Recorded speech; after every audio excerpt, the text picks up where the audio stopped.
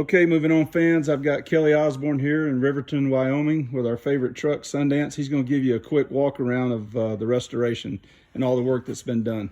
Yeah, we're coming along. We've got the engine in it, and the old one, of course, ready. You can see that. But we tore that front end down, went through the kingpins, suspension bushings on the front end, on the steering part of it. And of course, a lot of guys say it doesn't have the brakes. It never had front brakes on it when it came out. It's a 74 model, so it didn't have them on there, and it still don't have them on there.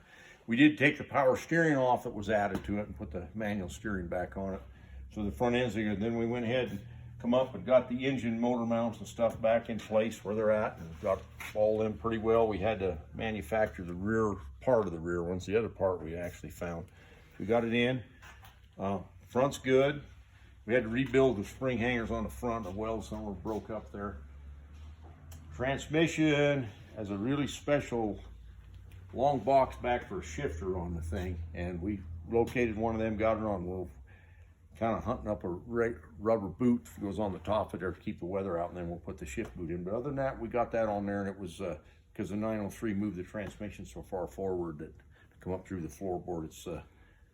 It's quite a creation. I had a breakdown of it, but there's no parts available for it, but we found one there. And then the radiator, really good. We ended up recoring it. We was going to try to use the other core, but it just didn't work out, so we got a new core for it.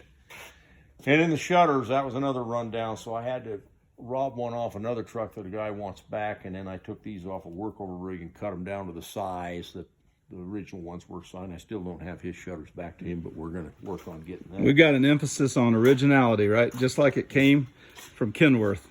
Yeah, we're pushing pretty hard. The wire harnesses we're having to build pretty much, but we're getting them. We've had to take the 12-volt starter back off, put the 24-volt starter on. Usually I did it the other way, but this is the way this one has got to go. Battery box, the lubrifier and oil filters back in there. We've got where we're at here too. Yeah, talk about the engine tag that why we put that there. Yeah.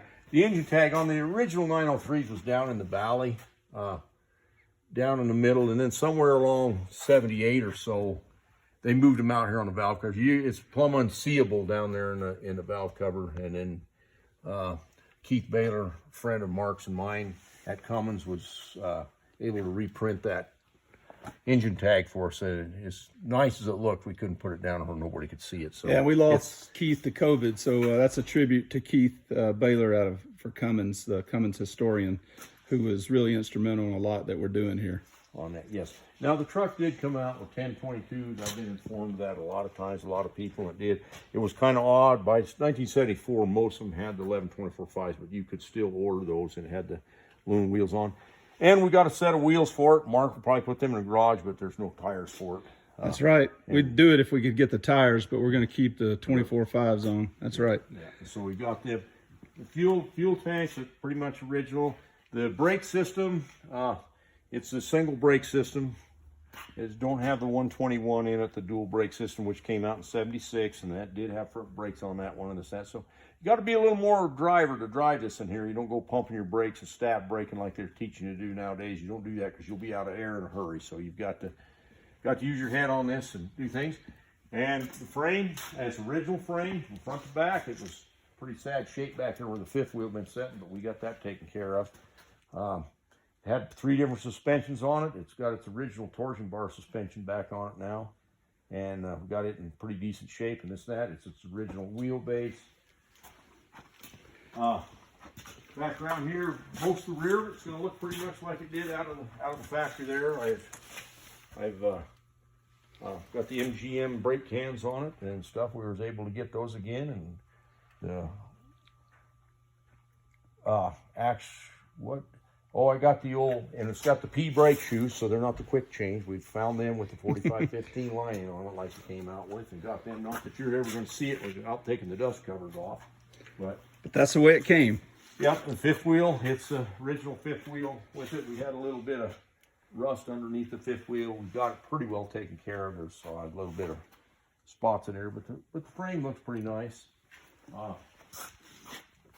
The tractor protection valve, I don't know, we've pretty much got that like it's supposed to be. It's got the 463 ratio in it, come out with it, SQHDs.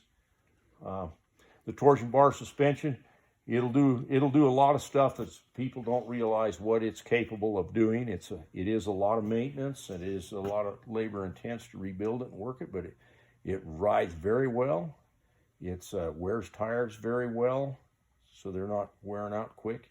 It gives a good ride, and it oscillates probably, I don't know, there may be a couple others out there, one made by Mack and maybe one by Volvo, that will oscillate and keep the pressure real even on the suspension, on the weight of the tires. Okay, so you can drive this thing up on 8 inches and it won't be lighting or twisting the frame. I said it'll actually oscillate. Good system if it's well maintained and people know what they're doing, right? Yeah. Toolbox. Can't remember, the drive line's all in it, all done. Exhaust system's all done, hooked up. Yeah, it is. So what do we got left? We've got the instruments, and we got some airlines and wiring and instruments to be straightened out under the dash. That's our biggest thing that we've got left to do on this truck at this point here at this place. And then of course Jim, them are going to work on the interior of the paint down in job Grand Junction, right? So I got to get it done to get it there before they get old and retire. So I got to get after it here to get that done. So. Well, Kelly, thank you so much for the walk around, and thanks for all you're doing. And it's been great to see you. You bet. All right.